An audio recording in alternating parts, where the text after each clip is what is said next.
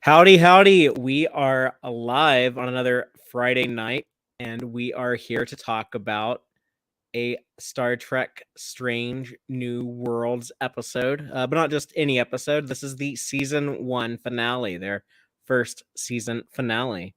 So, Dave, that's very exciting. We've completed the maiden voyage of Yeah, Strange New Worlds. yeah, that's crazy. Without commenting on this particular episode, I will say that this has been my favorite first season of the of all the stuff that we've been covering since we got rolling on Tex-Trek. Maybe Of all barring, all 5 shows. yes, certainly of Like all five new ones. I was trying to decide if I would say that since we've also been covering Deep Space Nine. I don't know if I of all want time, like of all the shows ever. Let's keep it to what we've covered with Tex-Trek, which has been the Discovery era onward. In some So DS9 and the anime. We've covered every episode of the animated series. I guess I'm talking about the new stuff we're covering. Well, that being said, then let's go ahead and get the show started. I see we have a lot of audience members here, so I'm sure they're eager to hear us talk about this. Right on. You ready? Let's do it.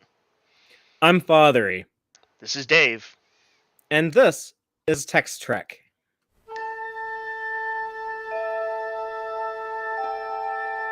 Engage.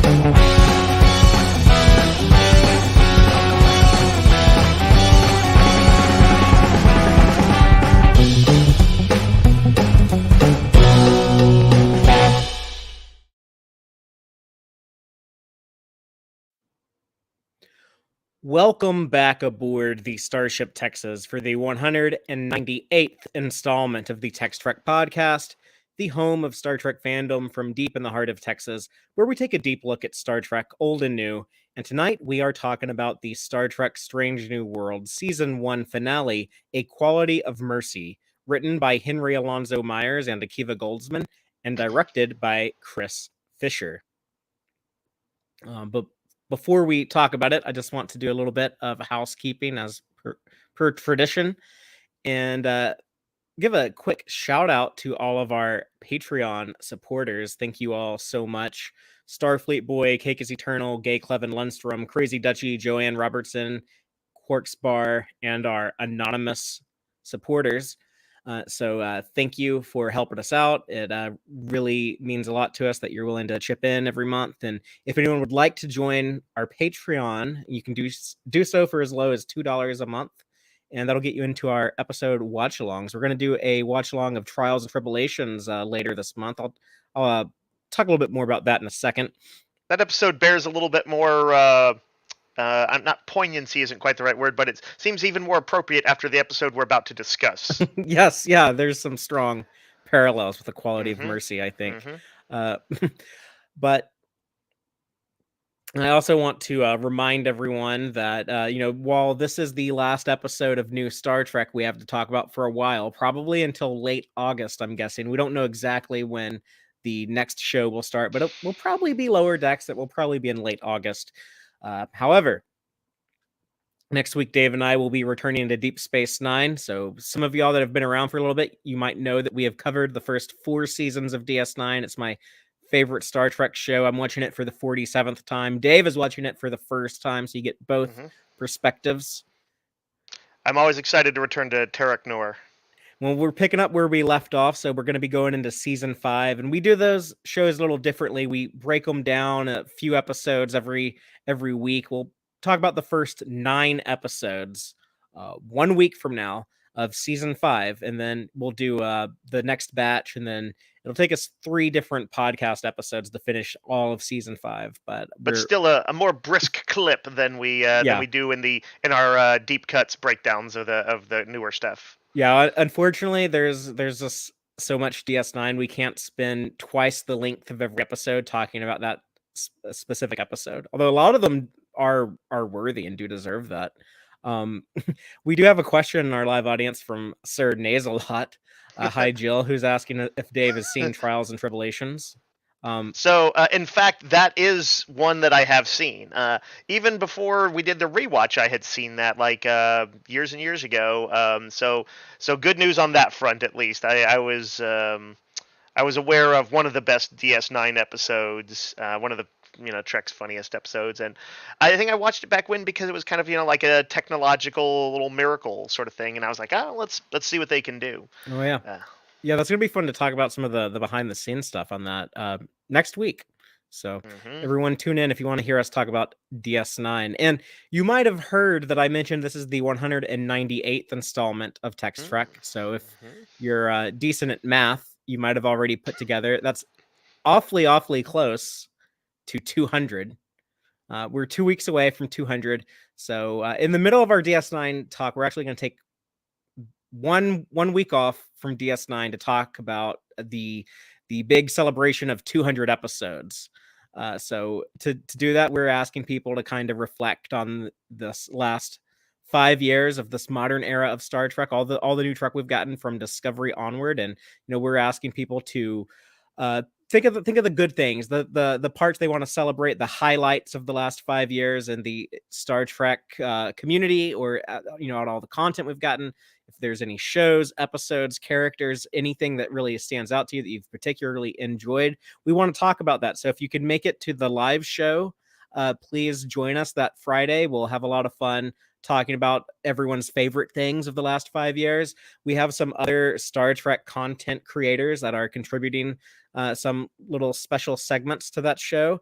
And we're also going to be asking people to write in and give us some written statements that we'll be able to read. So if you want to leave a comment here, just tell us what some of your Star Trek highlights are. If you want to reply to me on Twitter or on the Star Trek Facebook page, and in the Tex-Trek Facebook page or in the Tex-Trek Discord server, and let us know. We'll be talking about all of our favorite things of Star Trek of the last 5 years in 2 weeks. I'm excited. For Tex-Trek episode 200.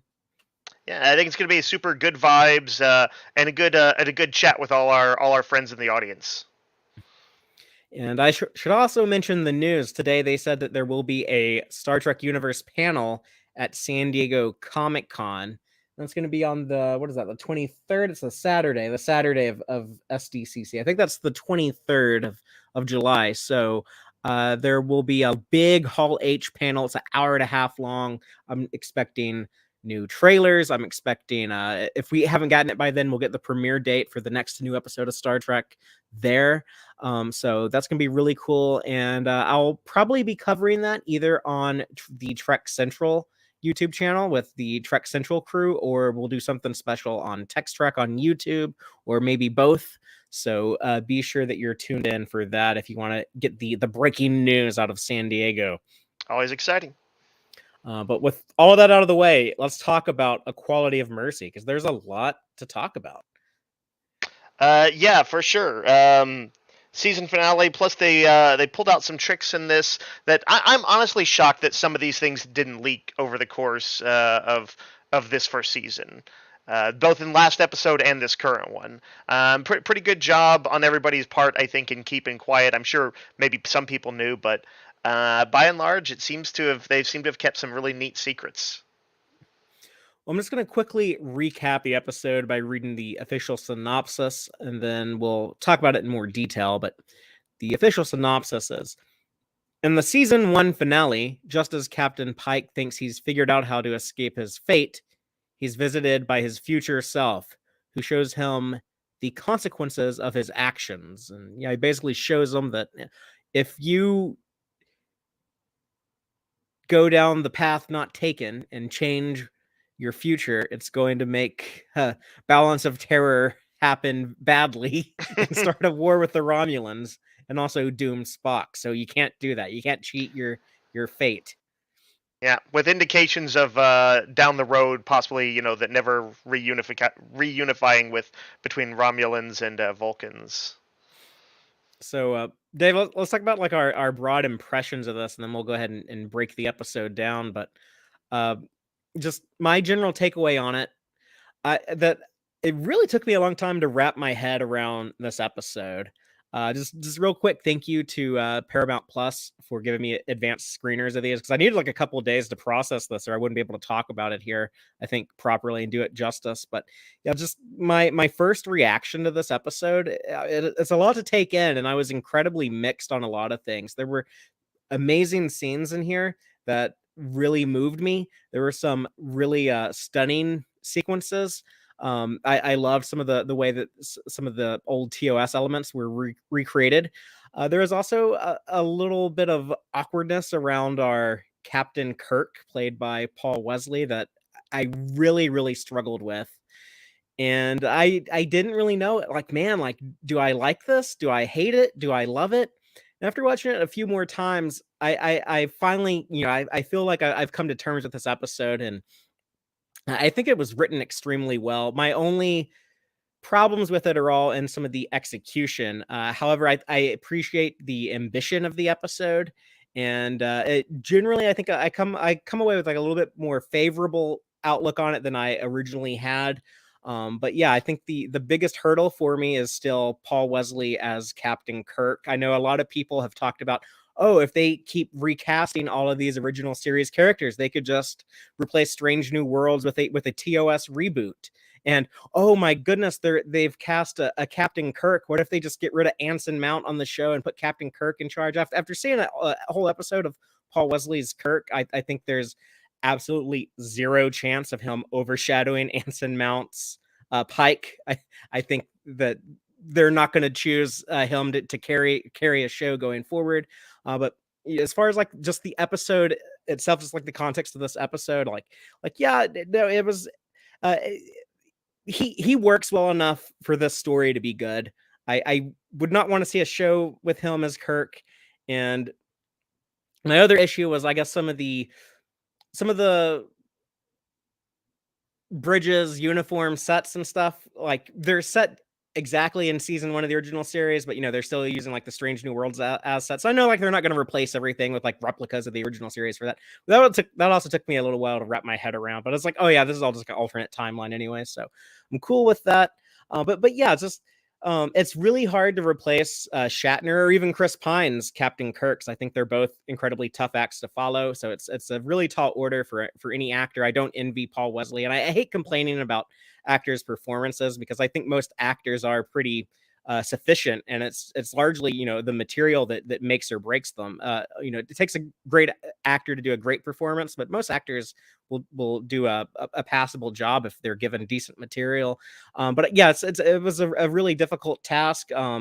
For him, and there are moments in here where I'm like, oh yeah, I really like this. I can see him as Kirk, but just overall, like the majority of the episode, he lacks that charisma, that magnetism that William Shatner had, that Anson Mount has as Pike. And yeah, just that part, it was really kind of just getting like a disappointment in Strange New Worlds 2 weeks in a row with, I was kind of disappointed turning the Gorns into xenomorphs, and I was kind of disappointed with Paul Wesley as Kirk.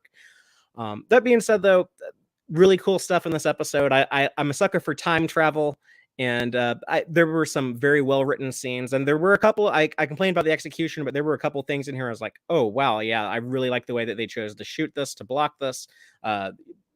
Nami Malamed's score had two really standout moments. So tons of things I want to give kudos to when we start breaking this episode down. But Dave, what about you? What was your broad impression of this one? I had to take a little bit of time to turn it over in my head too, and to be honest, still am. But let me just say, it starts off on a very good foot with me, just by having the classic maroon Starfleet uniforms that I imprinted on as a kid watching Wrath of Khan. Not just like my favorite Trek movie, but one of my all-time favorite movies. And there's just a ton to like beyond that. Just a quick run through some of the big things. There's the whole clever retro Trek time travel style of it in the tradition of DS9's Trials and Tribulations. It happens to be recreating one of the best episodes of the original series. Let's see. It resolves Pike's character subplot within the first season without dragging it out. That was something I was a little worried about with both him and Mbenga, and so I was very pleased that they kind of took the smart approach and they resolved them quickly. and both in with them emotional episodes. I think it pretty ingeniously gives Spock a special reason to risk everything for Pike in the menagerie. That was something I would never have guessed that they were angling for. Um, it introduces Kirk, who I'm going to say I liked actually quite a bit more than Fatheree. I think he did actually a pretty perfect job of capturing the more nuanced side of Shatner's portrayal, and with very specifically without attempting to overshadow Pike, who is the star of this, not just the show, but this episode very specifically needed to have him front and center. But what I really liked about it was how they contrasted he and Pike's style in nuanced ways, in such a way that they both came off as really quality Starfleet material. Nobody was like clearly the guy, oh, he made the right call, oh, he made the right call. Nobody was knocked down a peg. They both came off as kind of badasses in very different styles, and because they have somewhat similar captaining styles. There's Captain Pike has a certain bravado and charisma that's reminiscent of Kirk. It was neat to see them. At this point they've delineated how he's different, and it was neat to see that brought into sharp focus. And it was cool just to see, some cool Romulan birds of prey from the original series, lensed with the best modern effects, all that neat stuff. So there were so many neat moments and callbacks that my disappointment, and it's not a huge disappointment, but I was a little disappointed that I just didn't feel the emotional sweep a little bit more. This has come up in previous episodes. It came up with Hemmer's death, and I feel like I've often talked about it in our other reviews. I love getting caught up in a big emotional Trek story, and I can't fully explain why this one didn't quite manage it. There were kind of like little moments, inklings of it. I did get caught up in it at times, but I think there was some specific decisions that I think they made that were weakened it a little bit, and they could be random things like when they first showed the bird of prey. I thought it just appeared too quickly to really have a visual impact. Like I wanted that scene to sing, and instead it was just like, oh, they're there, they're firing, and it's an action scene, and it kind of felt generic. And likewise, the guy playing the Romulan captain, and it's hard to stand up against Mark Leonard's captain. Just a legendary performance. Commanders. Commander, yeah. And so his like final words didn't have that ring that I wanted them to. And his other dialogue didn't quite have the gravitas that I really wanted. That said, my second viewing, I ended up feeling more feels than I expected to, knowing kind of what was to come. I had made a sort of miscalculation when I was watching, where I actually thought that, oh, is the lesson here, is the thing that changes Pike's life going to actually be the sacrifice of the Romulan commander? Is he going to have some strange, heretofore unseen importance in Pike's life? What an interesting and strange choice. I kind of like that. And so it was almost, I was like, it's just Spock. But then seeing how well it worked, I was pretty impressed. If only a little cautious, as wondering how the layman who doesn't know their Trek history that well will get all of that. But I'd say it was an episode I liked a lot but didn't love, and the rest we'll figure out as we're talking about it. Cool. Well, we'll go ahead and get into the episode breakdown. We're going to kind of run through the whole thing beat by beat, starting off with the very beginning of the episode. We open on the outpost 4, outside the neutral zone, with Captain Battelle and Pike making pasta mama, which I'd never heard of before, because you take leftover noodles and put an egg and some Parmesan cheese in there and heat it up in a skillet and then eat it. But okay. I was happy pretty good. Yeah, I was happy to see her return, and they kind of, set her up for the kind of makes that gut punch at the end, that cliffhanger ending, have a little bit more weight to it. I think you kind of get the sense of betrayal that it wouldn't have had otherwise. Mm-hmm. But enough about her. Let's talk about Commander Hansen Al-Saha and his kid Mott, or Ma'at, or however you say his name. I think Ma'at was how they said it. Just he's cursed. This episode will end with Pike learning he must sacrifice this child so the galaxy's savior Spock can live on. But yeah, they didn't in particular focus on that specific sacrifice. But Pike, it seems, at least found some sort of inner serenity in what has to happen will happen. But I This thought it was, was a by the way, that was is Battelle. That was the name of the commander of the station commander in the original. I haven't had a chance to rewatch it. no. Battelle's the name of the Oh, sorry, captain not friends with Battelle. I was looking at benefits. that, saying that because I was reading that on the message board. But yeah, whatever the guy is, the station commander, is that the Well, same name? his name is Hanson Al Saha here.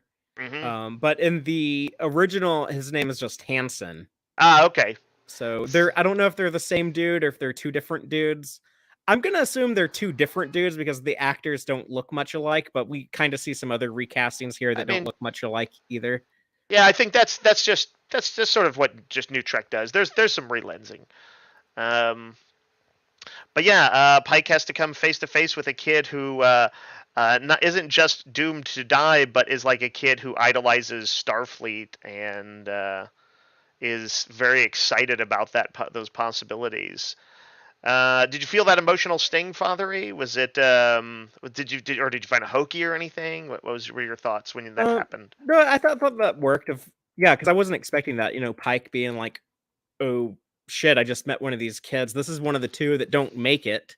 What am I Hmm. supposed to do? I have to intervene, right? Like you would expect whoever your hero character is to try to step in and save them. And it's Yeah. just it's kind of a weird coincidence that this moment of Pike diverging from history here when he's going to write the letter to the outpost commander's kid is just coincidentally also the same outpost where history will have like a big impact again later.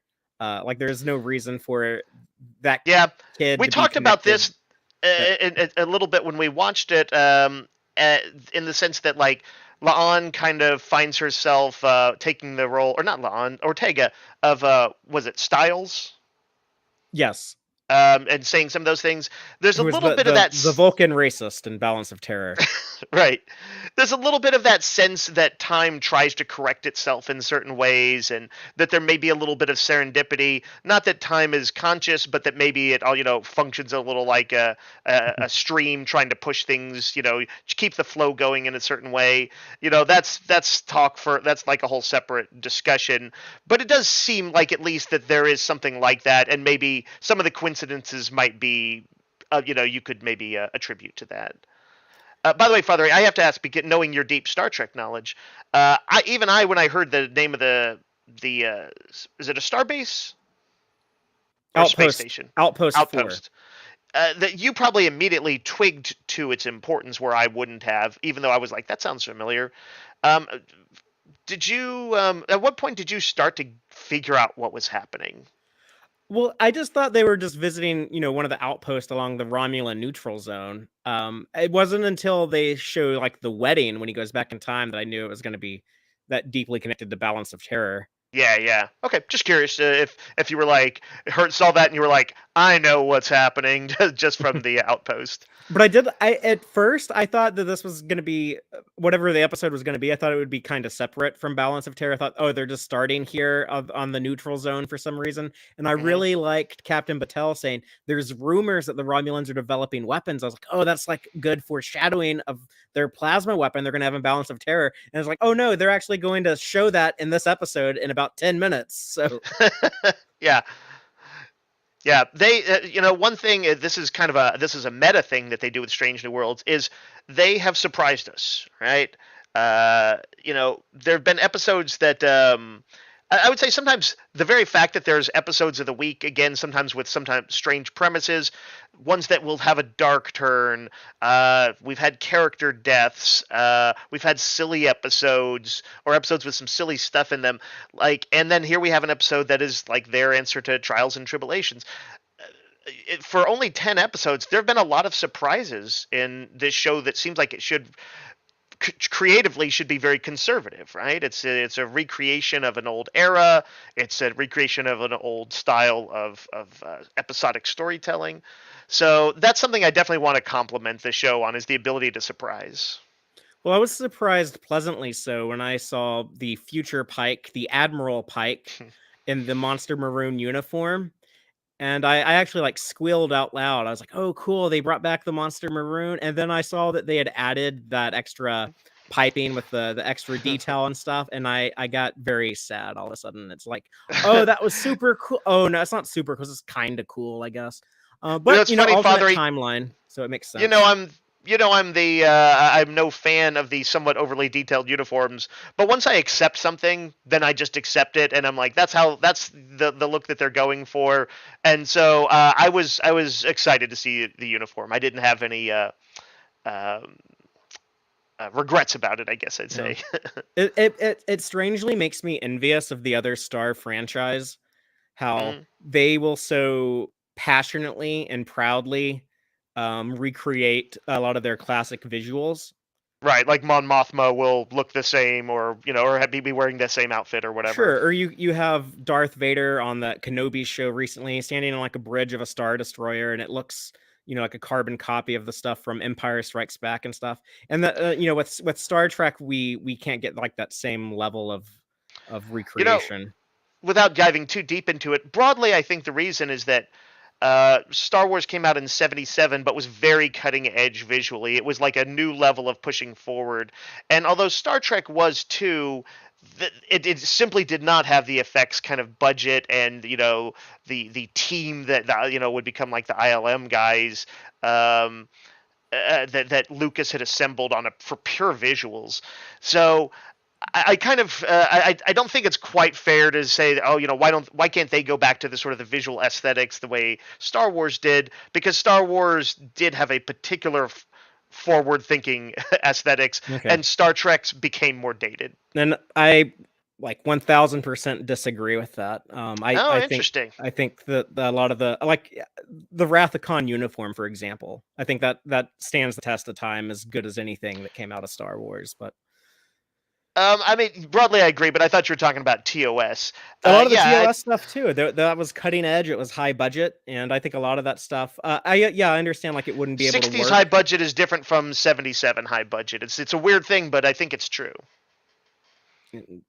I would say Star Trek was probably a higher budget TV show than Star Wars was a high budget movie, but Maybe um, I just think it's Lucas's crew did something that stands the test of time better as far as modern sensibilities go. I'm yeah, not that's casting aspersions. I'm just saying from modern sensibilities. that's probably fair. But I think like in how they choose to use, like, there is no reason to update the Wrath of Khan uniform. And I'm fine with changing things as long as they're changes for the better. But like, I think like adding all those additional details. I know that they like doing that for the higher resolutions. It looks better on a 4K TV, but it just for me, I think it diminishes the effectiveness of the simplicity. I wouldn't even call the Monster Maroon simple. It was already kind of complex, so it didn't need to be overly complicated by adding that. But it still looks good. But yeah, I think like this could have been like a perfect moment, and it wasn't. I wonder if anybody else. I'm curious if anybody else was bothered by that. In the comments or on Twitter or whatever. That's something I'd just like to hear back from people on. But yeah, but this is where we get like the time travel setup. They use the time crystal, which was a interesting contrivance from Discovery. However, I like the way Anson Mount plays all of this. He has really good chemistry with himself. They could have had like a Klingon monk show up and do this, but like no, it was like so much cooler to have like old Pike. I don't know if he pitched his voice lower himself or if they did that in post production. But yeah, I mean, like just some simple old age makeup, add 2 or 3 decades to him. He still has the same hair. His hair didn't get any grayer or thin or anything. It's still the magnificent Pike hair. But the way that like he kind of annoys himself and like he rolls his eyes at his older selves lame jokes and stuff, and also when Anson is reluctant to touch the time crystal, he's like, last time I touched one of these, it was like the most traumatic thing that happened to me ever. And I liked his hesitation before he touched the time travel to go see the future. I thought they were broadly like, although time crystals are on the goofier end of the spectrum of Sure. Trek I mean, it's Trek already science, there, so why not use but it? it's already there, and it's a neat way to do a time travel without having to loop around a sun or something like that, Yeah. slingshot, and get it going. I also liked I liked their conversation too, and Elder Pike's explanation that he's like, yeah, the Klingons would rather resolve this with a batleth, but I talked them into letting me take this shot. Yeah. He got to be the ghost of Christmas future. And this is kind of the monks' fault. Like, the monks were responsible for Pike seeing the future, so it makes sense that if he is taking that future information and breaking the timeline, they would be the ones to take up responsibility for fixing that. So, so they're not like they're not like Klingon time cops correcting every timeline, but like this one, like they take ownership of it. You don't have to think too hard to figure out why. So I liked that. But should we get into the timey-wimey stuff? Yep, sure, let's do it. Yeah, but the moment I mentioned, like when he finds himself in the Balance of Terror wedding, although it's like in the cargo bay instead of the chapel. But yeah, I figured out pretty quickly. I was like, oh, is this supposed to be like the same couple? I wasn't sure at first because they didn't look a ton like Robert Tomlinson or Angela Martine from the original series. But they actually the actress playing the bride, Angela Martine, that is Mega Sandu, and I'm wondering if that is Gia Sandu's sister or relative who plays T'Pring. Because my first thought was like, oh, she kind of looks like T'Pring. So I don't know. I could be wrong, but I loved Anson Mount here, where he's trying. He's the confused Pike trying to figure out where he is. So he's like looking at his sleeve. He's like, "Yes, I'm a captain, and I'm on a ship." He's like looking around got and everything. the insignia on the wall behind him. I started shaking my head here, and I was like, "Wait, this is." I know that scene from Balance of Terror, but yeah, like you, I wasn't quite sure that that's what I was seeing, even though I knew something time travel was going to happen. I just didn't occur to me that it could be that. And so I thought, oh, somehow he's ended up in something weirdly parallel to Kirk. Sure, that makes sense. Kirk had to do that. But yeah. By the way, I got a little anxiety by proxy. I don't like public speaking, and I certainly wouldn't want to be off my game and not have whatever I've prepared for the speech suddenly lost to me. So I was like, "Oh my God, no! This is the worst disaster to ever befall Captain Pike." It would be like if you went into the future and you're like, you find yourself in front of your computer, and I'm like, okay, and we're live talking about Star Trek: Strange New Worlds, Season 5, Episode 6. Dave, what were your opening statements? And you'd be like, what? I'm like, come on, Dave, it's the year 2027. We got to talk about this. I'd be like, so we're doing a live stream, and I can vamp for time. I still had like a little bit of doubt. I was like, okay, this could be like just like another wedding. Like captains perform, I guess, multiple weddings in their careers. But then when it was Red Alert and it was like Spock on the bridge and Spock's calling himself number 1 and Outpost 4 is under attack. So I was like, okay, this is 100% unquestionably Balance of Terror, but Pike is still on the Enterprise for some reason instead of Kirk. And it looks like the Strange New Worlds Enterprise instead of the original series Enterprise. But it's all an alternate timeline, so it's okay. I did like, by the way, that that first shot of Pike in the performing the wedding ceremony had that sort of 60s dramatic lighting over his eyes. Is extremely. There's a lot of 60s TOS lighting throughout this episode. But yeah, they were clearly doing all sorts of visual callbacks to it. But and even the shot of Pike walking onto the bridge and then standing next to Spock in the captain's chair was blocked to match the same scene in the original series in Balance of Terror. Except with Kirk instead of Pike. I saw that too. And they're not like trying to like match stride for stride, but they definitely wanted to create the vibe. And I think for basically those of us who know the episode pretty well, to start tickling that part of our brain that's like, oh, this feels weirdly familiar. It's kind of interesting because when you watch a time travel thing like this, you're almost in the same place as the characters, as you're like getting that weird deja vu of like some time travel stories. Right. Yeah, and you're meant to be like a little confused, like the point of view character Pike in this situation. By the way, I got a comment on Uhura's uniform. She's Lieutenant Uhura now, and they changed their typical dress, not dress, but like their version of like the dresses that women wore in the original series. They changed like the collar to match more like the original series, and it looked really good. It was I kind of prefer that than like the zipper that they have. So it'd be cool if those became commonplace in season 2 or season 3 of Strange New Worlds. I know the actress on Strange New Worlds, Celia Gooding, regretted slightly that they didn't give her, like the beehive hairdo. Yeah, the Nichelle Nichols hair. And I have to admit, I'm not quite sure why they wouldn't do it, or some version of it. Their slightly tweaked version of what a Well, beehive might look like. I think there might have been. I don't know, but I know that they had asked her before the show started if she wanted a wig, Mhm. and she said like, no, I'd rather do the show with my natural hair. Yeah. So maybe they figured like they didn't need to ask her again for this episode. But looking back now, it's like, yeah, they should have.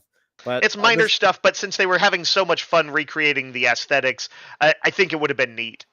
yeah, no, I would have liked that. That was kind of the thing I thought. It was like, oh, so for some reason, Pike starting to like warn all those kids about the reactor accident that's going to happen. That for some reason that made Uhura want to have different hair, but it's cool. That's time is weird like that. I loved how immediately Pike just goes to Spock. He's like, Spock, I'm going to tell you what's going on here because I need help. I need your logic. And it stood out to me immediately like, oh, Ethan Peck is playing Spock different. And it was subtle enough that I wasn't quite sure. I was like, man, I'm somehow going to have to like ask Ethan Peck at a convention or something, like ask someone I know who interviews him for some outlet or something. I need to find out if he's intentionally doing this or am I just imagining it? Because I want this to line up with Balance of Terror. So is it just me or is Ethan Peck really trying to play Spock closer to how Nimoy played him and how we can envision Spock would behave in the year 2266 being a little different than 2259? But he said in the Ready Room, if y'all watch this week's episode of the Ready Room, he said, yes, I was intentionally playing Spock different to be more like original series Spock, and it came off clear enough that I immediately caught that in this Ready Room scene with Pike. Yeah, I think I wasn't paying as much attention the first time. The second time, it felt pretty clear that he was kind of a little bit more abrupt and clinical. He was less human. This time had changed him, which I thought was cool. I mean, I appreciated that, but I also liked that trust between them.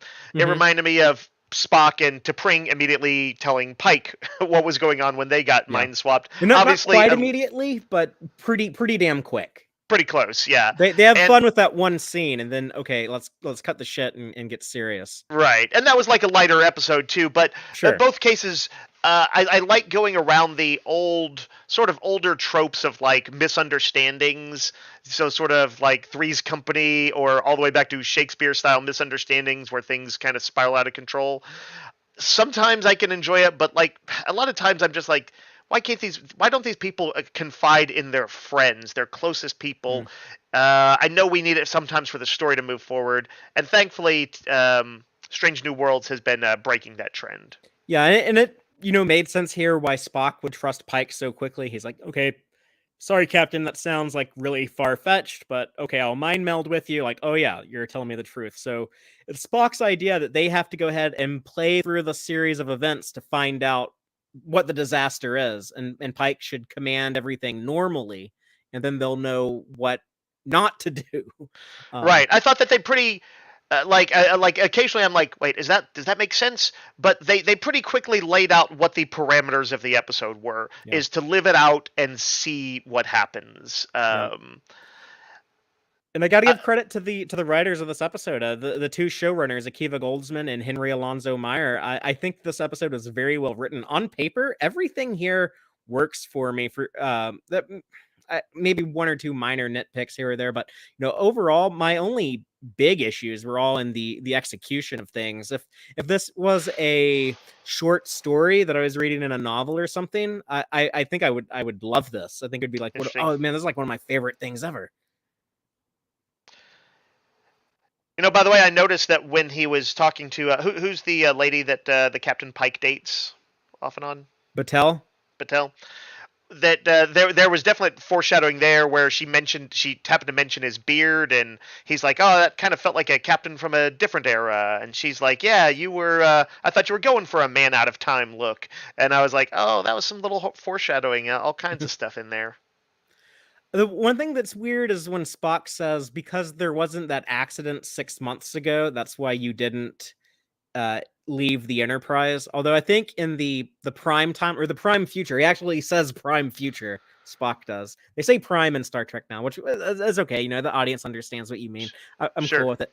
But I think actually it would be Pike's promotion to fleet captain is why he's no longer in command of the Enterprise. But you know, whatever. Like a lot of things go different. As soon as Pike picked up that pad and started writing the letter to little Ma'at, you know, things would have started drifting away from the prime future at that point.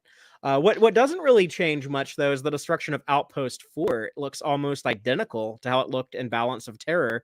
And you mentioned you had issues with how the Bird of Prey made its introduction, but the Yep. way that they shot that, it's almost like shot for shot identical to the special effects of the original series. I'd have to watch it. I just remember, it feeling more impactful, and maybe it's just that things in our sort of modern, pacing in modern TV, it tends to give things more time to breathe. But I kind of wanted that slow fade in, maybe over 5 or 10 seconds of decloaking. Maybe it's a cool shot of the ship drifting by, the way you saw those Romulan warbirds when they first showed up in TNG. Let the weight of it sink in, of what we're seeing. Instead, they tried to block it the same as the Bird of Yeah, Prey's appearance in the. So there's more of that. I wouldn't have bothered with it in that case, but I think I would have gone for for drama, or like dramatic impact over, um, the kind of. I don't want to diminish it too much by saying them being cute, but that I would have done it over being cute. They did mention that the kid is not on the outpost when this happens. So I don't know why your family would live with you on the neutral zone outpost anyways. That'd be like if you took your family to go be on like a NATO base on the Russian border or something. But Yeah, anyways, like they make it Star clear that Trek's like military qualities are sometimes a little squirrely. they made it clear that the kid wasn't there, but it made me think like, oh, this has to be a different guy than the guy in Balance of Terror, because otherwise that guy, you're telling me like that guy, like he just lost his son 6 months earlier and like he's like still on duty on like this outpost. Like, I mean, maybe he would be, but I don't know. Like give him some Maybe he give him throws some, like some himself into easy his work. assignment. He Yeah, throws maybe. himself into his work, Father. But there was a really bad special effect. It just didn't work when you see him actually like fly backwards in the explosion. But that's immediately followed by a brilliant special effect of the outpost blowing up, and you never see the outpost in Balance of Terror. So it is cool here. I like these additions, or some of these additions, anyways. Like getting to see the, we hear it mentioned it's in built inside of an asteroid, and here we get to see the visual depiction of its Mm-hmm. destruction. I'm actually not quite sure. Well, I guess like when the blast, the blast that finishes him off. Does it break up the asteroid? Yeah, the whole thing blows up Okay, yeah. I was trying to figure out like how did they get to them like a mile deep in there? because the plasma weapon is I mean I know it's supposed to be pretty badass, badass. but Only at close range though, which was how right. it worked in Balance of Terror. I loved the guy having the dialogue. This is like where if I had any doubts before, I as a kid I would watch this episode with my brother and we would with warmly make fun of this guy's final words where he was like only glimpse of and stuff like that. Almost like talking the way you would hear something through static, where he was just didn't have enough energy even for to summon the words. It was a little hokey, and so when he started doing that, and I thought they did a very good job of updating it, making it flow with just a touch better. I was like, oh shit. So that this is when I knew for sure, I guess. But it's also when we get the arrival of the Farragut and Captain James T. Kirk, and the meeting, but not the real meeting, but I guess from his perspective, the first meeting, although not really, of Captain Pike meeting Captain Kirk. Right. Or Sam's brother. To Pike, he's Sam's brother. To us, Mm-hmm. he's like the real Pike, or I'm sorry, the real Kirk. But it's also the first meeting of Kirk and Spock. I like that they underplay it here because at some point in the show we're gonna get like the actual first meeting of Kirk and Right. Spock. So you don't need to make like some big to do about it in an alternate timeline that's going to get wiped out. Yeah. And you don't want to undercut it later. Yeah, and the more important thing here is Spock figures out a way. Okay, we can track the Romulans, and they're flying blind, so they can't see our exact location. So we have a shot at stopping them before they retreat back across the neutral zone. So that, again, straight out of Balance of Terror. Mm. Um, I think that there's like some subtle stuff, by the way, the actor playing Kirk is doing. That's Paul Wesley. Yeah, that just visual affectations, the way he holds his hands, the way he sits. Sometimes that kind of like that look of him sizing up a situation that I thought was pretty good. I think you could argue that he could have essentially turned it up a little bit more, but to give that charisma. But I wonder if that might have just tread a little too close to scene stealing in an episode that ultimately they didn't really want it to be about Kirk. They needed it to be about Spock and Pike. Yeah. It's weird. Like I would go back and forth so much. There would be like certain lines of dialogue or like certain close-ups where I'm like, oh yeah, like that's a very Kirkish vibe he's given off. But then like it would immediately like diminish the next moment after that. And for whatever reason, I mean, I suggested some of my issues, but just the overall recasting of Kirk as Paul with Paul Wesley did not work for me, and I was surprised by that. I was expecting to like this guy because like all the other recastings won me over. Ethan Peck as Spock, everything they did in the Kelvin movies. When I first saw the character promo of Chapel in Strange New Worlds, I'm like, oh cool, this Just Bush Chapel, like sassy Chapel. I never knew I needed that. But that Celia R. Gooding as Uhura won me over immediately. So you're saying it wasn't like the fidelity to them always, because like Chapel looks quite different and has a different vibe than she did in TOS. But there was something about them that jumped out at you, and it didn't happen with Kirk here. Exactly, yeah, and I don't know, it rang kind of hollow after a while. It was kind of too bad because that's one of the experience. That's one of those things that worked for me almost consistently throughout. I was like, oh, I like this. This seems like something Kirk would say. I like that he would. Well, I like the way it was written. I love the writing. Oh, right. I was very impressed with how they wrote on. But I guess because he was delivering good lines, and to me, landing in a place that was a good balance. I was actually consistently happy with him. Yeah. I don't want anyone to ever like lose their job. But if they did like recast Kirk again, like I would be excited to see what the next actor would bring to it instead.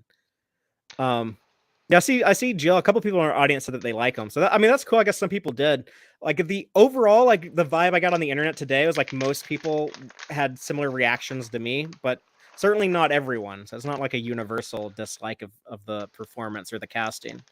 Well, and also I suppose I'd say. Let's maybe give this guy a little bit of a chance to prove himself, assuming that there's no chance of them recasting him because the reaction is too strong against. Well, sometimes a lot of times actors get or a lot of times roles get recast. Like that's not that uncommon. I'd be a little surprised if they did it. If they were ever going to try to make him a lead on a show, on a Star Trek show, I think they would recast. But I guess we shall see.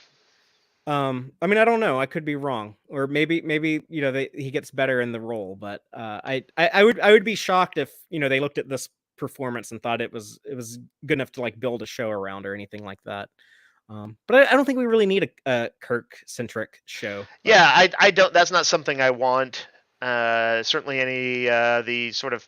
I think this is mostly just fan content sort of making its way into the mainstream, but the sort of like notions of them like, oh, let's just throw together a new TOS show with new actors and modern special effects and recreate it or whatever. and show scenes like the Romulan commander, but it's never going to be as good as it was the first time. Right. Yeah, if anything, like this episode I think proves that like that's not going to be a recipe for success. Yeah, the updated special effects and maybe some some writing styles that are superior to the 60s, but yeah, like there's some writing that they cannot match and there's some acting that they cannot match because actors were still good in the 60s. So yeah, I broadly agree there. But I was kind of nervous about how they were going to write Kirk. Like, I didn't want them to write him like Kelvin Kirk, and I think Kelvin Kirk is fine for the Kelvin movies. But I was a little worried, like, oh, they're gonna make him too much of a rebel, too much of a maverick. Like he breaks all the rules and just does whatever he wants, and instead he feels a little bit more like original series Kirk. We have Sam talking about like, he's top of his class, and we got he's the walking stack of books. We got that. He talks about There's like another how case where I love the dialogue here. I liked Sam's assessment of him, which I felt worked on a sort of meta level. It kind of almost acknowledges sort of the criticisms of Kirk or perceived, like yeah datedness of him, but like kind of comes back around where the show is gonna like, but you know what? We're in the tank for this guy. We're not gonna about to throw him to the wolves. yeah he doesn't like to lose, and he'll bend the rules. So we got he cheated to win the Kobayashi Maru, like that's in there. And when we actually get to see him, beam aboard the ship, it's cool to see the Kirk Bros united. One thing that they stole, another thing that was blocked identically to Balance of Terror, was when we get the first look at the Romulans, and the way that the camera zooms in on Spock, and we get the Spock eyebrow, which I think is Hmm. also a mistake to like recreate these moments, or maybe not a mistake. Like I thought it worked, but it just it can't help but kind of like fall short, because you're gonna be like, oh, like he can't raise his eyebrow as good as Leonard Nimoy can. But it was cool, like the music. That's when they get like the Romulan cue, that they use that a lot in the original series. Like they use it all in Mirror Mirror in the Mirror universe. But It's really that good. it was originally Bum bum created to bum be bum bum bum bum. yeah, it was originally created to be the Romulan music, and Jeff Russo lifted it for Star Trek Picard season 1. He used it there for the Romulans there when they're introduced in that show. Has Um, there been anything in the regular timeline, the prime timeline of um, Strange New Worlds, in which Ortegas has butt heads with Spock in no, particular? but I wonder now, is there going to be something that happens in like season 2 or season 3 or at some point? Because when we get that conference room scene, she even says like, if Spock and I can agree, then there is hope for all of us. And yeah, she's very anti Spock, like Styles was in the original series, which seemed out of character for her, unless there's That some other development that's going to happen that we don't know about yet. I think that was them being a little cute and just having her filling this Styles role. Um, Well, you who would have been a know, better fit for that would be La'an, except she's off on the Farragut, and she seems nice now. She hugs people. So, but she would have typically been the one who would be like that, like the militant asshole. maybe Kirk sort of managed to calm down her sort of more He militant side a softened her little. heart Yeah, with his handsome good looks. maybe. I think there could be some Kirk Leon sparks later, which makes it really weird if she's related to Khan, and then Khan becomes his arch nemesis. Wow, this is messing with my head. But no, let's talk about like the conference room here. Everyone's kind of gung ho. When they meet on the Enterprise, everyone's gung ho to try to destroy the Romulan ship, except for Mbenga and Pike. They're the two that are kind of calling for like, no, we should do something more peaceful. We should try to neutralize them or talk to them, not just blow them up.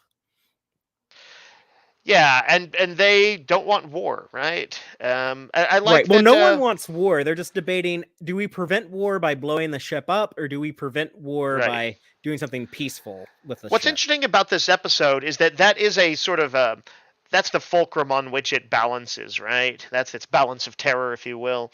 And it the conclusion doesn't seem to be that there is like a one size fits all stratagem. Like it's not supposed to be like, oh, I guess Star Trek wants to tell us that sometimes you do need to be aggressive.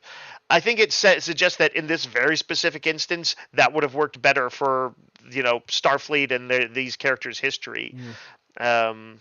But I don't felt and in a way I thought that was like slightly kind of a difficult thing because a lot of times Star Trek kind of has a point, right? They have a story, a didactic story they want to tell, and here they wanted it to be nebulous enough that Pike isn't like made to be the weakling. Kirk isn't made to be the strong choice, but Kirk was the right choice in this case. So, you know, but is there a specific lesson? I don't know.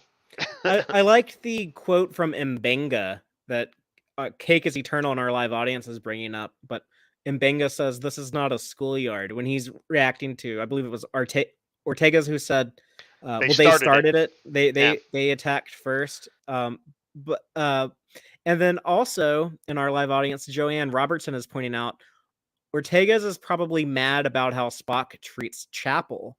That would be interesting because they kind of seemed like pals, Ortega's and Chapel. So if Spock keeps blowing off Chapel and breaking her heart, yeah, maybe that would cause some tension with her bestie Ortega's. Yeah, I I can like see that. that. I That like the drama of that. mm-hmm. It fits what we've seen. But speaking of how, even though like the performance left me cold at times, I did like the writing of Kirk. Here's another good example of how I thought Henry Alonso Meyer and Akiva Goldsman wrote Kirk well. Is he's still the one who comes up with the plan of using the comet, using the Romulan ship passing through the comet's tail. That'll give us the exact location. This time there's two ships. You have the Enterprise and the Farragut, so you can do like a pincher maneuver on them. So what Really they beautiful shot, by the way, when they showed them traveling through the sort of comet's dust trails side by yeah. side, those two ships. A lot of good effects shots in this episode, especially when we see the Romulan fleet later. They clearly were saving some of the budget for this episode. There's a few times throughout the season where we pointed out, oh yeah, this is a high polished, high budget show, but it looked like they might have been saving a little cash here. Right. And then okay, this is where they blew all the money, was here on the big ending. To double back to what you were saying about Kirk, he's a guy who is always about 2 seconds from throwing out a plan. He's like a guy who likes to be proactive, and that comes through here. And of course, later on in the episode, when he does a full on Corbomite maneuver type bluff, which I really really loved. Yeah, the writing was spot on. I was nervous. I was nervous that the modern writers would Kelvin them up, and I am relieved that they didn't. Unfortunately, the just like in Balance of Terror, the Romulan commander figures out what they're doing in the comet, and he's able to blast the Farragut and destroy it. Yeah, it was interesting to see a Romulan warbird maneuvering like that. That kind of sort of detail to the battle. A bird of as prey, they, not a warbird. So yeah, you're right. Right. Bird of prey as a kind of they chewed up the Enterprise pretty good. Or sorry, the Farragut. Farragut. Yeah, the shot that they get off of on the Enterprise, though, it did some damage.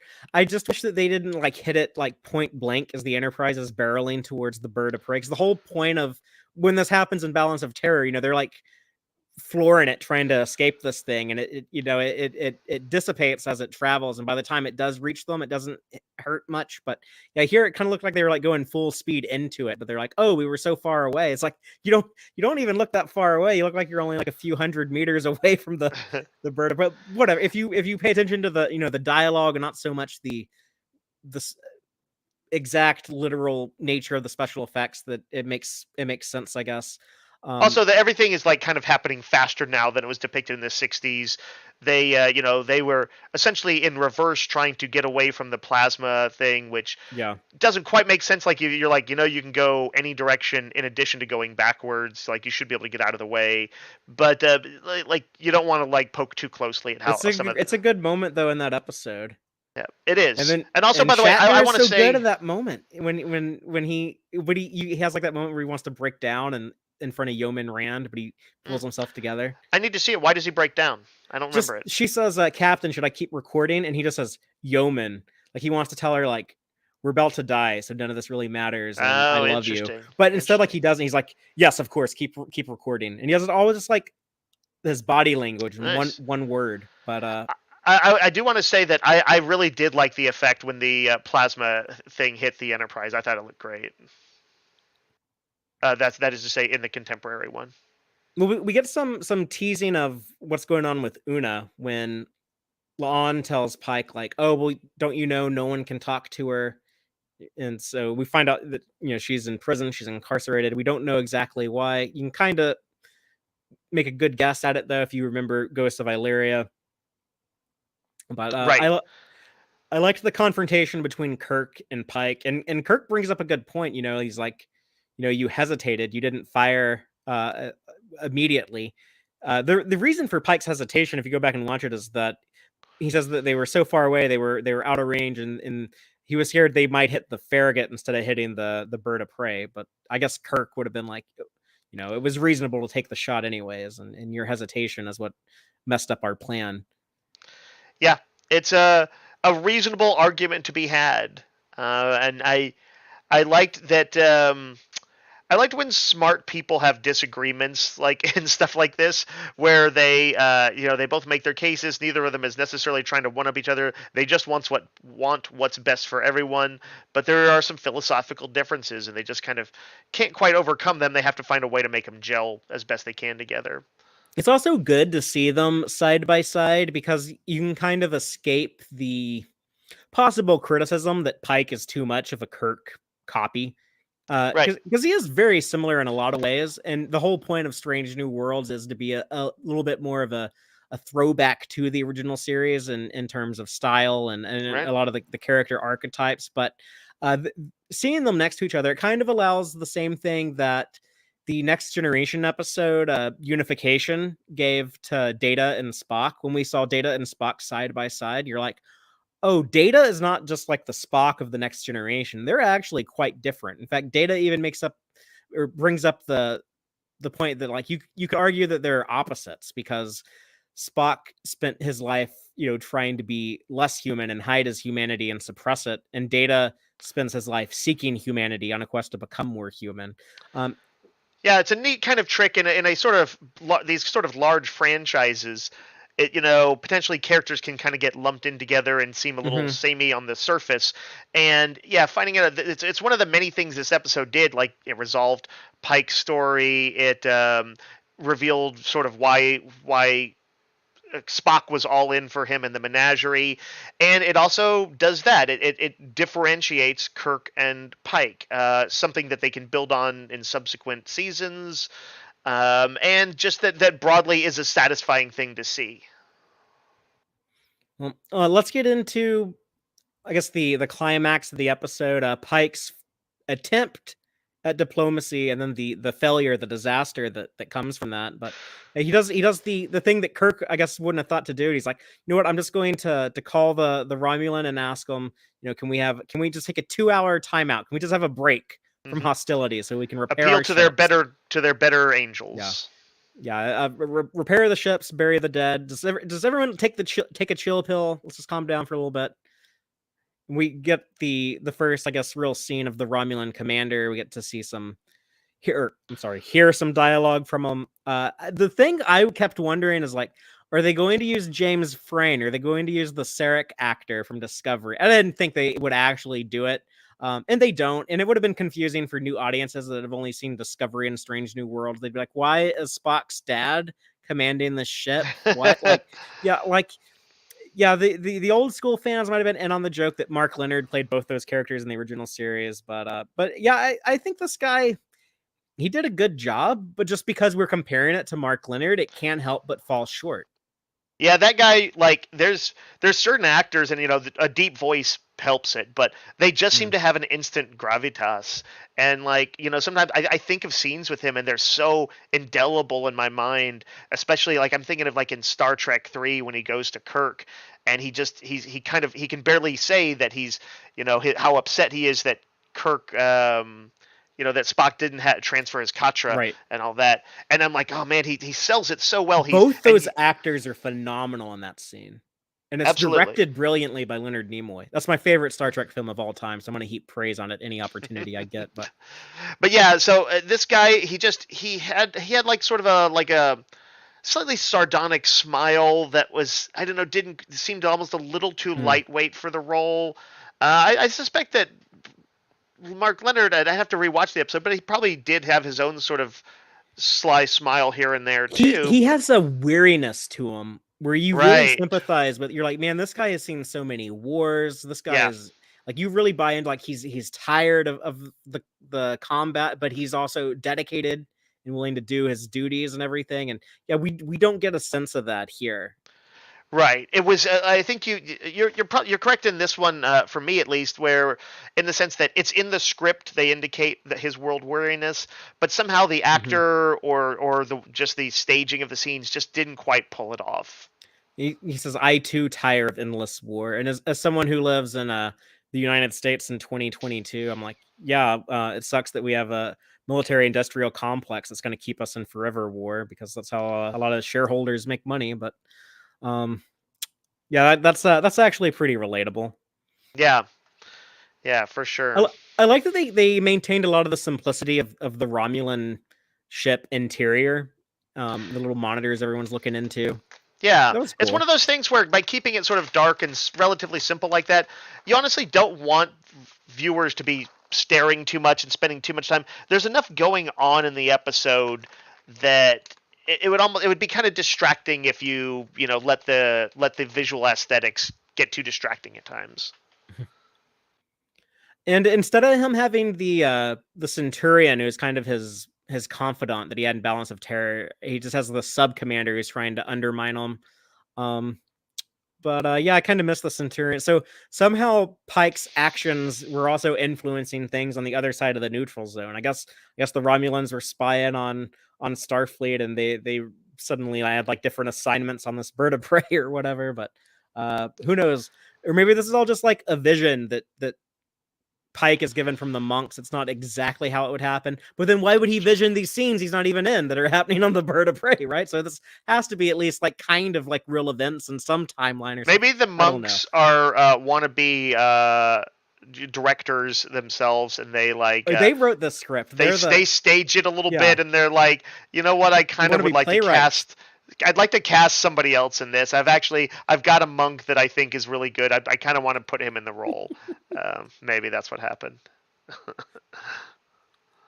There's one scene of Spock and Kirk together, and that's just when Kirk comes into Pike's ready room, and Spock says "Captain" to Pike, and then he turns and says "Captain" to Kirk, and then steps out.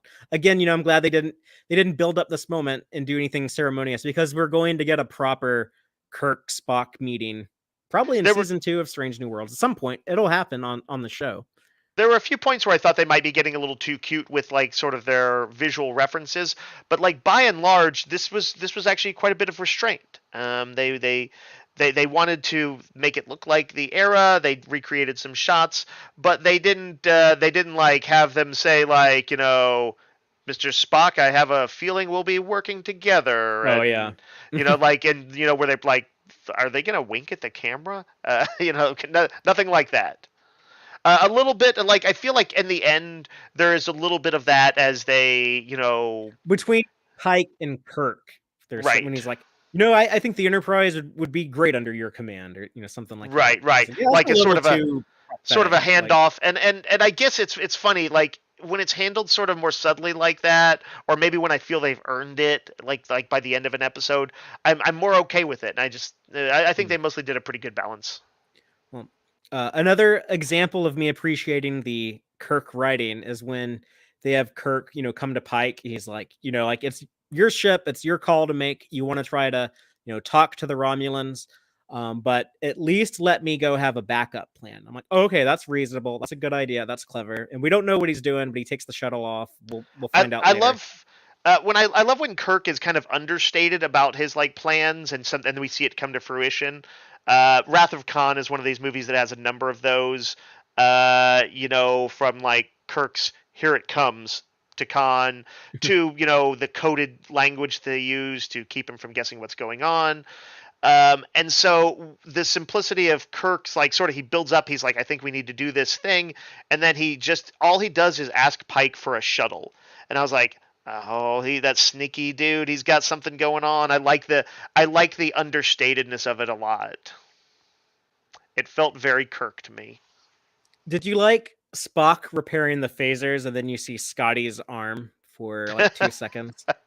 I did. I did. I didn't quite know what to make of it. Like, if whether I was like whether I was going to get a glimpse of Scotty, and this was Hmm. some sort of prelude to season 2 casting stuff.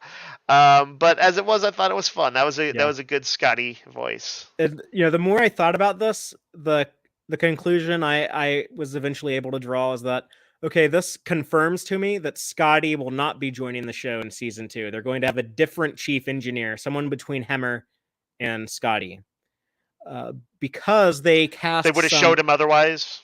Well, they might not have had him cast last year when they shot season 1. However, they got like some rando British voice actor who does a pretty good Scotty voice. You know, I've heard a Yeah. lot of terrible ones. This one was pretty good.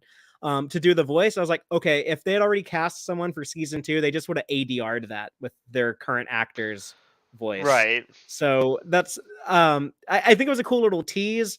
They're probably going to give us Scotty at some point, just like they're going to give us Kirk and Spock meeting each other. But I don't think it's going to be in season 2. I think we're going to get a different engineer. Fingers crossed for a Tellarite. They're supposed to be good engineers, right? So I'd love to see a Tellarite as a regular. Yeah, this actually sort of relates to one of our subspace transmissions from our listeners, viewers later on, but we'll cool. get to that when we get to it. Well, let's talk about, I guess, the 2 hours are up, the peace talks are over, and the Romulan fleet shows up because of the shitty ass sub commander who undermines the commander that we kind of like. And we meet the Romulan Praetor, I never expected to be a woman when I watched the original series, and they're talking about the Praetor, but that's cool. She looks really weird. I think they made her almost like too weird, too Romulan. But some politicians are over the top, and she's probably like grandstanding, so she's got to come off as like a strong leader to all of her Romulan minions. So what did you think of her as the big bad? I was fine with her. It's kind of neither, in some ways, neither here nor there for me because I don't think like she had like amazing writing or was meant to be a pivotal character. Other than, well, she was a story pivotal character, but she wasn't a character we were meant to learn a lot about. Yeah. Or she was meant to be an obstacle that could She's a plot device. She couldn't be surmounted at the time, and she had that. She had the feeling for me a little bit more of like the. Maybe the TNG era Romulans, which would have, just visually looked a little bit more like that, I think. But I don't have strong feelings. They wrote her a little bit more. She's more about like war and glory and honor and strength, and a little more like that TOS type Romulan. Yeah, when Pike makes his appeal, when he's like his appeal to peace later on, and she's like, "What do we even care about that?" That's one of those cases where it's like, oh, yes, unfortunately, what is peace to me? His approach, just like all of like now, his cards are worth nothing. His particular gambits cannot work on that. So, and they get Kirk showing up with the robot fleet, and so we get the big standoff between the robot ships or the Delta class attack ships that Pike bluffs with what he says they are, and the Romulan fleet. This is a cool visual, but it's another example like the special effects not making a ton of sense. It's like, is that really like the neutral zone is like only a half a kilometer wide? Like, shouldn't it be like light years across? Right. I would have to like imagine that there's like, I don't know, maybe some portion of the neutral zone where you can kind of that's thin. That's like an area where like if communications are going to happen, that's where it does. Right. But yeah, you got to like start. You got to like start kind of coming up with that stuff. Episode of Galactica, like when there's like the little meeting place for the Cylons, and they never. Like this is just like the meeting place. Yeah. Sure, let's go with that because like the DMZ has that. North and South Korea, they have the little meeting area. Yeah, and it's a cool visual. It's a pretty classic Star Trek visual. The ships aligned like they were warriors in Lord of the Rings and orcs or like gunfighters facing off against each other before. Totally. Before shooting, it was a cool visual. That's why I don't want to bitch about it too hard. Just I can't help but think about the silliness of it. The Romulan commander. I thought that the death scene actually, I thought it was good. I thought it was decent, but it just pales in the face of Mark Leonard's. I agree. I liked it more the second time. I liked him quietly closing his eyes, and I think like I really don't want to like. I think the actor did a good job, but yeah, it's just hard to recreate that. Tough act to follow. Tough act to follow, man. The line of dialogue: "We are creatures of duty, you and I just one more duty to perform." It's the same line, but it has a different application here, slightly different application, but I think it works in both instances. And then the battle was cool. The Praetor just being like cut loose. I wasn't expecting this. I wasn't expecting I like wasn't the either. Romulans to just be like, yeah, full out total war. This kind of makes Balance of Terror cooler. I mean, it's hard for it to be cooler. It's already like one of the best episodes of anything ever. But Like the amount that was riding on it. yeah, they were now that we this know. close to a devastating war that would last decades. I mean, I kind of think that, like, weirdly, the lesson here of like, oh, sometimes it's good to have a Pike in the captain's chair. Oh, sometimes it's good to have a Kirk in the captain's chair. Unfortunately, history is filled with both the right and wrong people being in that spot at the same time, and it is, it's all you can do is try and beat the odds. Otherwise, I think that there are many cases where things, like are on a precipice like that. We don't realize how close we came to wars, or how much worse things could be sometimes, as bad as they can be. But yeah, like there is something here about the capriciousness of fate and the danger of warmongers. But it's also a way to show how impressive and badass Kirk is, because not only does he manage to position the robot ships to cover for the Enterprise to escape, but he then somehow makes it back onto the Enterprise. I thought he was going to die. I thought Pike was going to be like, oh, you got Kirk killed, and that's why history goes south. Not because of Spock. I thought it was going to be because of Kirk. But he somehow makes it back on board the Enterprise before they take off at warp. So that was impressive to me. Yeah. Yeah, arguably Kirk did exactly what Kirk does, is he finds a way. Well, let's get into our ending, starting with the devastation that's wrought on the Enterprise. The scene in sickbay was one of the highlights of the entire episode to me. Just this is where the emotion really hit me the hardest, and even though initially watching this I was a little disappointed with some of the things in the episode, even then when I got to the scene, it totally pulled me back in.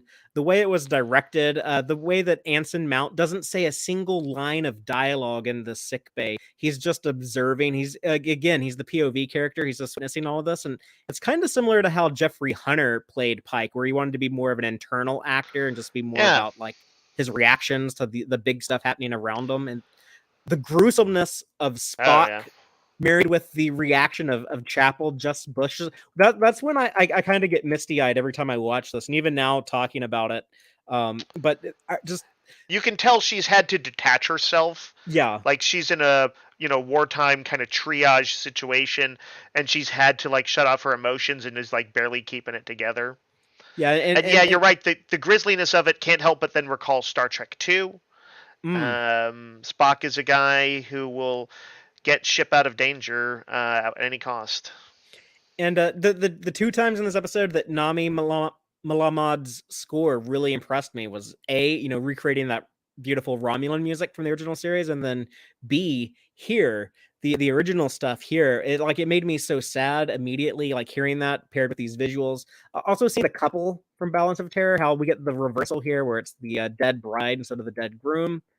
And when we see Pike's reaction to Chapel describing all the amount of injuries Spock has sustained, and how she doesn't think he's going to be able to recover, and that's both like her medical opinion, but also just like the worst news she's probably ever had. Just her seeing like this dude that she's in love with destroyed.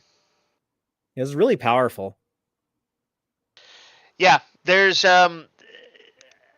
I can wish that the episode was like overall more impactful on me, like in all of its sort of scenes meant to do that. But there's no denying that there's a number of times they absolutely pull it off. Massive cerebral trauma, major blood loss, spinal fractures, radiation burns across 40% of his body. And yeah, he's missing a leg, by the way. If we imagine that the universe does have some sort of attempt to try and align things, Spock doesn't just die, though. He is sort of more shattered the way Pike would have been. It is a particular ironic juxtaposition with his own fate. It is as if the universe has transposed them, because the universe works weird. Time stream works weird.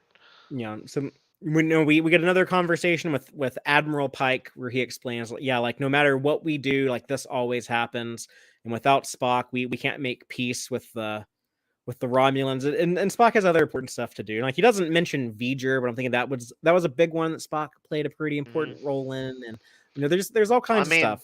so many things, like like it's kind of like in comics or big fiction like this, where like they've saved the universe many times. Saving that whale saved Earth, and probably kept the Federation stable.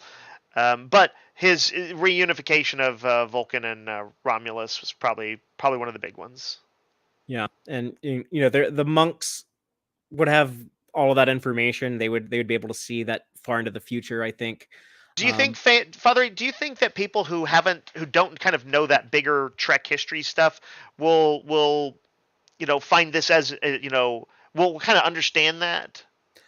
Well, I think that they would get it on some level because Spock is so famous. Everyone's probably Right. heard of Spock He just before they looms watched large, and Star if you Trek. say he was vital to the future, I think people get that. Yeah. It also might encourage people to be like, "Oh, I should watch this other stuff that's also streaming on Paramount Plus." And that's the They beauty of having it absolutely all together on one platform. they absolutely should. And it also, encourage you to go back to the original series and watch Balance of Terror, I think. I already spoke to one person just within the last 24 hours who had never seen Balance of Terror until they saw this episode, and then it made them go back and watch it. So that's cool. Nice.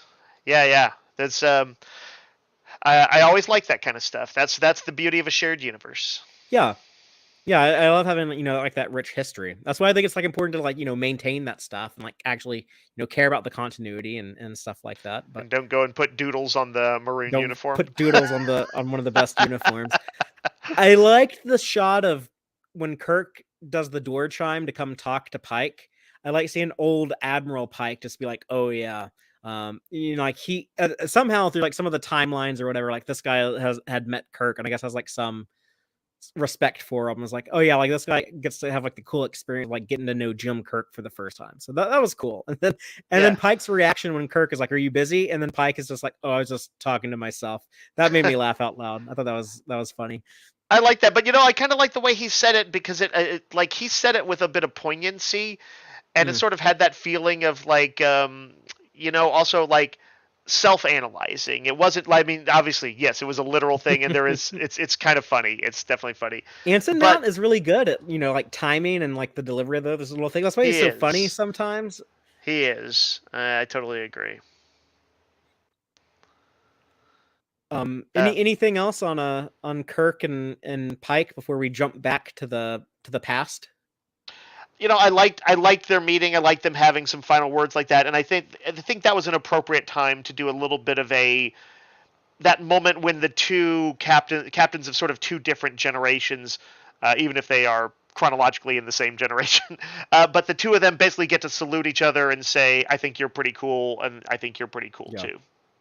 Well, one's I like like it. 15 years older than the other one. Yeah, it's true.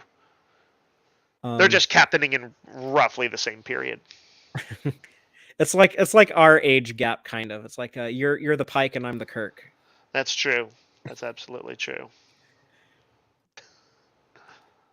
I guess let's go ahead and go back to the past, which is weird to say when we're talking about the year 2259. But we get the shot of Pike looking up Kirk on the computer instead of Facebook stalking those children. I like this because to me, like this is a visual indication, very efficient, very quick, but he's no longer obsessing over changing the future. Now he's just kind of like looking at what the future will be, but represented by looking at Kirk, and it shows a level of acceptance. Hmm. Yeah. I mean, that is a difficult thing to get to. We've kind of all known that either had to be coming, Yeah, or that they were going to do some crazy shit and have him change the timeline in some weird permanent way. Um, and they went with what I'm going to say is the less crowd pleasing, more difficult, and I think ultimately more interesting decision that he is locked in. I agreed. That gave me goosebumps when you gave it that description. But yeah, I agree completely. And the way that I think it's even sweeter is if you frame it with the menagerie parts 1 and 2 of the original series being the end cap of Pike's Yeah. story, and they set that up here too. But in a way, like Pike, yeah, he goes through like this tragic story, but he still gets like the happy ending at the end. You know, he's gonna Right. go get to live with his uh one true love on Talos 4 and hang out with Vina for the rest of his life and live cool fantasies. So it will pay off in the end. Of course, he doesn't know that, but they tease it with Spock here, with Spock being like, "Oh, I guess I owe you a debt for something. I don't know what, but this is why Yep. Spock will be the savior of Pike when it's all said and done." Yeah.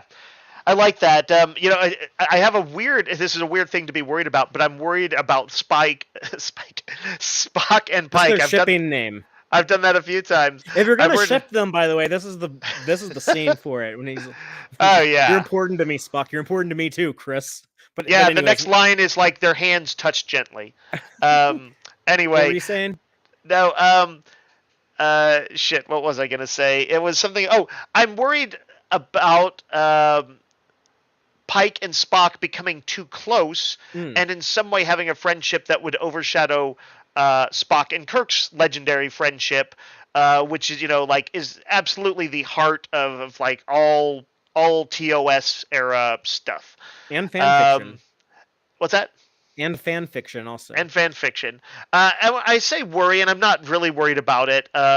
But they're simply going to get more time together, right? They're gonna, if things go well and it's looking pretty good, they're gonna get like 7 seasons. Of course, older seasons were longer in the '60s, so we'll see. I don't know what the numerical thing will come out to be, but there may actually be more Kirk Spock episodes. There will Ultimately. be, because Yeah. there's only going to be 70 episodes total of Strange Right. New Worlds. I think if they do 7 10 episode seasons, so. It's kind of sad to think of it that way. It's so few ultimately. But Well, I mean, the anyway, original series was 79, so that's seems yeah, like a lot. yeah. But yes, I think that is a really cool thing to have factored in there. That was something I was certainly not expecting them to pull off in this.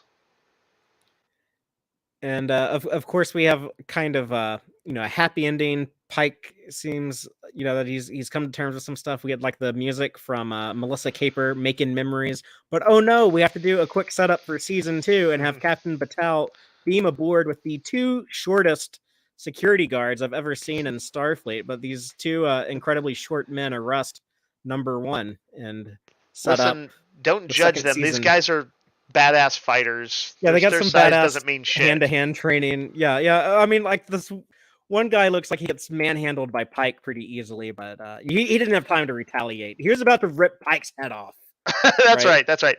He's actually such a pro Fatheree that he knows exactly when there's a real threat, and that wasn't it, and he didn't cut loose. I'm gonna write a short story about him and try and get it published in a short story collection. Well, they used to do those short story collections called Strange New Worlds back in Yeah. the old days. Duly noted. It was like the 90s. I guess that's old now, but that's old. But yeah, so that's our setup for season 2. Una is in trouble. Are we gonna get like a court-martial episode early in season 2? I'd like to see some courtroom action. Sure. Bust out some Samuel Cogley. Do it. That'd be great. Yeah, he would be active in this time, huh? They could do that. Or would that have the feeling of too small a universe? Like, oh look, it's that guy's the one lawyer in all of the Starfleet. Maybe they need to bust out that Klingon lawyer from DS9. I like that guy. Yeah, Rules of Engagement. Yeah, that guy was cool. Yeah, he would make no sense here whatsoever. But yeah, that's just another yet. But... just another courtroom episode I liked, along with the or one. Get Colonel Worf from Star Trek 6. I mean, that would. And I guess they probably can't work that in. But anyway, yeah. In short, I'd be down for a courtroom episode, though. I think it'd be cool. But yeah, it was an interesting little sting at the end. This is similar to what happened at the end of season 2 of Lower Decks, where Captain Freeman gets arrested for blowing up the Pakleds, and it seems like she was framed and set up. So we get the similar cliffhanger here. But do you have any other thoughts on this scene or the episode in general before we move on to the Gorneg section of the show? I suppose in a more perfect world where we could have been friends, they wouldn't need to have like that particular stinger on the end, and they could just let it be, let the episode have landed on Spock and Pike together. But I also don't mind it by any means. No, other than that, I think I'm actually still gonna need time to let this episode settle in my brain. I don't think I'm gonna like change too much. I'm gonna think to I may always think to myself, oh man, this is really quite a good episode that could have been great with Mm, just I don't know, quite a few things would have made it, pushed it into that realm for me, and it didn't quite hit it. But man, there's like so much good stuff in it. So yeah, no, I yeah. get that. I'm not a million miles away from that myself. I'm still like a little uncertain, but yeah, it's kind of awkward. The season ended in like these two episodes that I both have strong reservations about. I mean, I definitely like this more than the Gorn Xenomorphs last week, which was a fine episode. I just didn't like the approach they took to the Gorn. So I wish that the season ended on a higher high for me, or a higher couple Yeah. of episodes. But I still had so much fun in the season that I eagerly anticipate season 2. I'm looking forward to it, and Yeah. seasons 3 and 4 and 5, and as many as they want to give me, I will gladly take them all. Yeah, in many ways, it's so much better than I thought it might be. I was braced for it to be like good, but like never like that I would be like, oh Hmm. yeah, no, it's really a pretty good show. But I'm not super wildly enthused for it. That was sort of what I was prepared for, and instead I got a show that there are like many occasions where I love it. And like it has so much promise too, and like so many of the pieces that they've built it from are really strong, great foundational pieces that I have a lot of hopeful energy for more good to come. Cool. Well, that's a good note to end the discussion for this episode. But I do want to point out the Gorn eggs, or the Easter eggs, in jokes and continuity connections, that I thought were worth mentioning. Starting with just the title of this episode, Dave, this is the one that you pointed out to me. I didn't recognize the quote, but "Equality of Mercy" is actually from Shakespeare. That's the Yeah, it's Merchant it's Merchant it's of from Venice. Merchant of Venice, where Portia, near the end of the play, disguised as a lawyer, tries to convince Shylock to show mercy to the guy he wants the pound of flesh from, and Hmm. so it's a sort of an extended. That's just the first line of an extended uh, extolling of the virtue of mercy. And I've also been told, and maybe you're about to say this, that The there has Twilight that Zone. yeah, that has another reference. Yeah, with Nimoy playing a character named Hansen. So there's three Hansens connected to Oh this. wow, that's nuts. Or Oh, uh, yeah, I guess it'd be three total. I'm weirded out by this multiverse of Hansons. They also mentioned the Earth Romulan War a couple times in this episode, taking place 100 years earlier. So that was something that was established in Balance of Terror as well. We see Captain Patel's ship. It's a Constitution class. I mean, it might be a Sombra class since those look the same, but it's the USS Triega. I think that's a Native American word. Okay. The Outpost Commander badge is very similar to the badge worn by Commander Hansen in Balance of Terror. They just give it a 3D Mm-hmm. effect instead of making it like a little patch. It's an actual badge. And of course, the Monster Maroon uniform we pointed out was taken from the original series era movie, starting with the Wrath of Khans. First time we saw that. The Klingon time crystal was seen in the Star Trek Discovery Season 2 episode Through the Valley of Shadows, where Pike got the traumatic glimpse at his grim future. And then there's so much Balance of Terror stuff in here. Just I can't go through every single thing. There's so many lines of dialogue lifted, but the wedding that gets interrupted by a red alert, Outpost 4, and seeing the commander on screen and the outpost on fire, the conference room where they're trying to discuss what to do, the Romulan bird of prey and the plasma weapon, the comet that they use to try to trick the Romulans that actually doesn't work.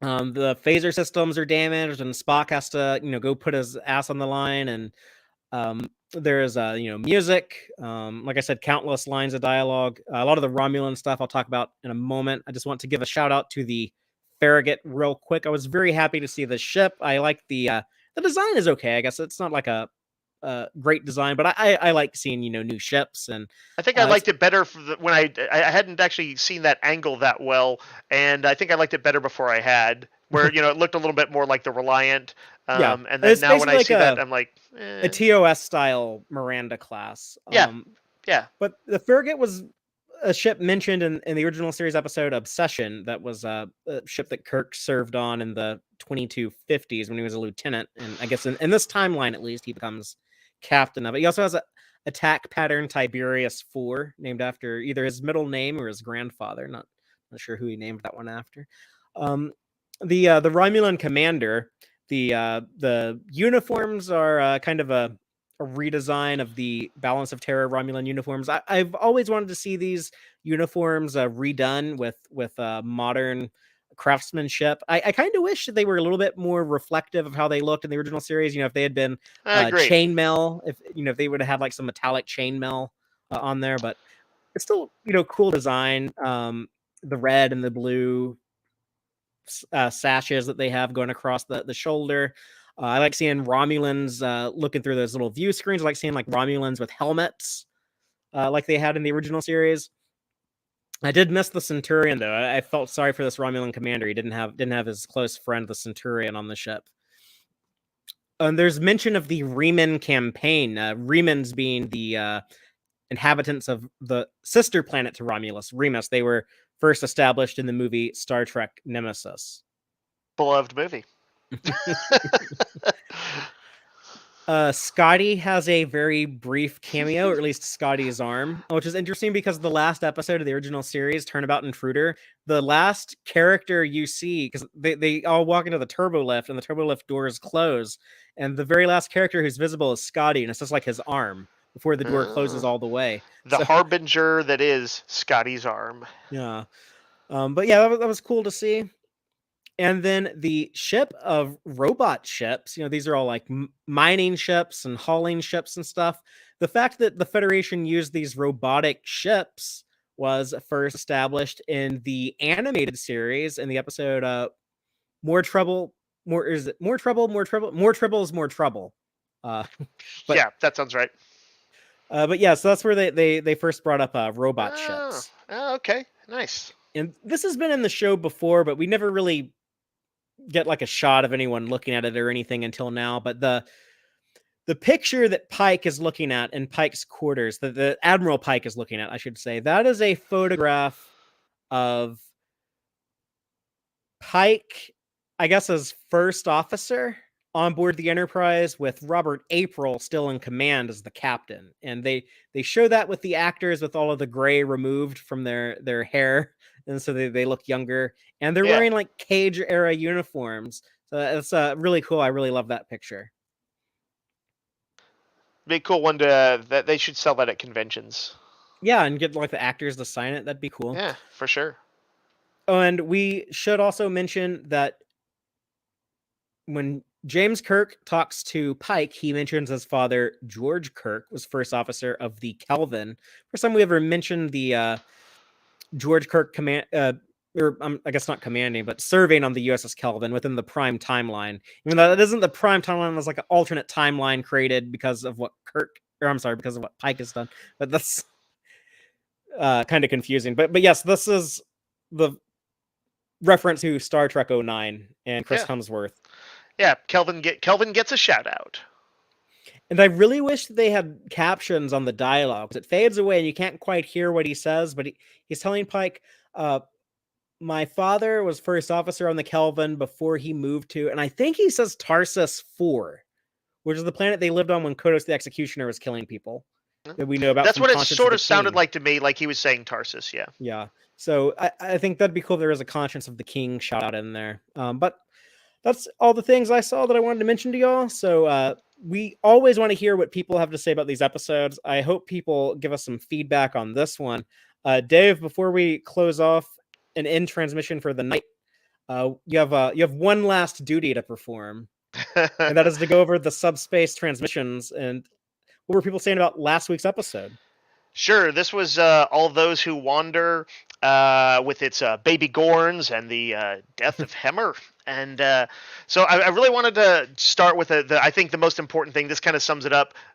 Joel Vallis says, everyone make sure to tell Dave he was right, and this was all way more aliens than even he thought. So, so really an excellent point. So some wisdom to be heeded there. Mark Compton said, while the episode was good, it was aliens. That said, it seemed like people were very on board in our comments.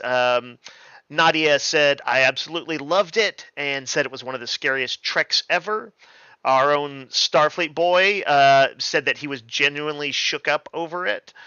And the opinions no one cares about said, we saw the return of a deadly enemy, the loss of 3 main characters, and a new character arc for Spock dealing with his increased emotions.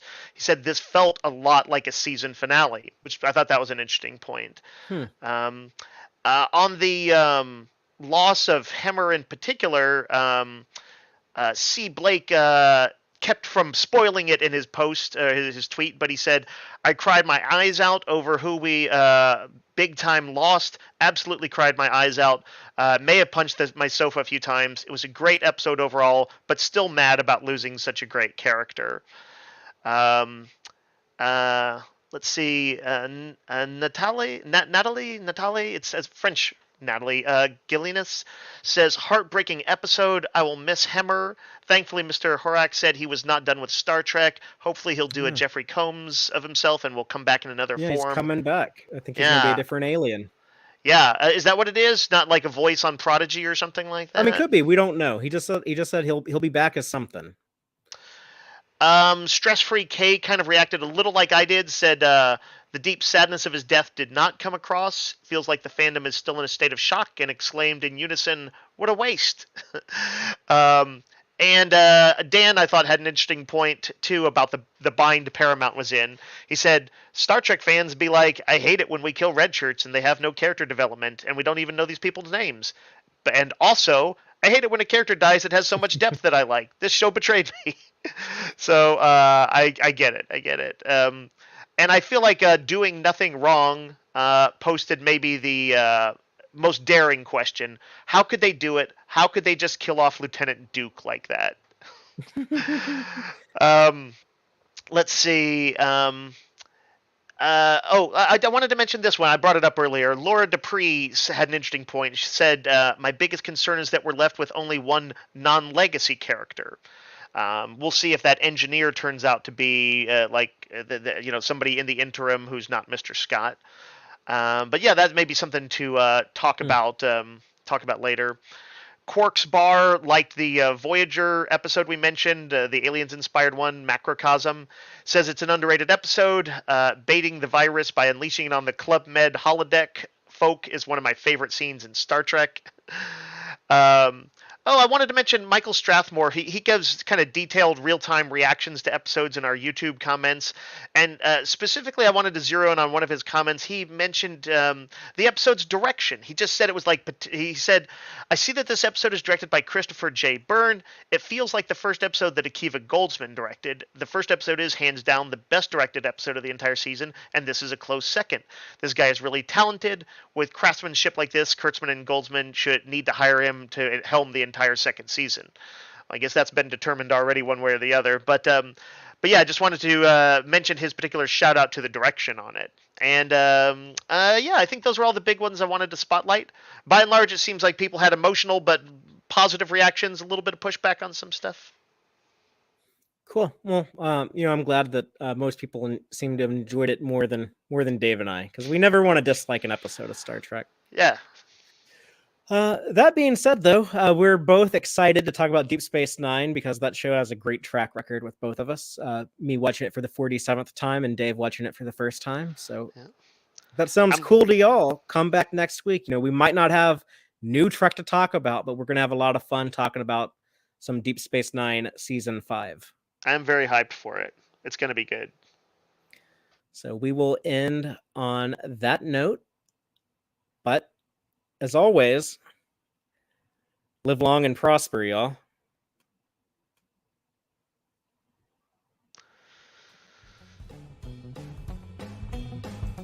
Listen to the Tex-Trek podcast through Apple Podcasts, Google Podcasts, Spotify, or at tex-trek.com. Like us on Facebook at facebook.com/tex-trek. And follow Fatheree on Twitter at TXTrek. Please support us by liking our videos and subscribing to our channel on YouTube. Thank you and take care.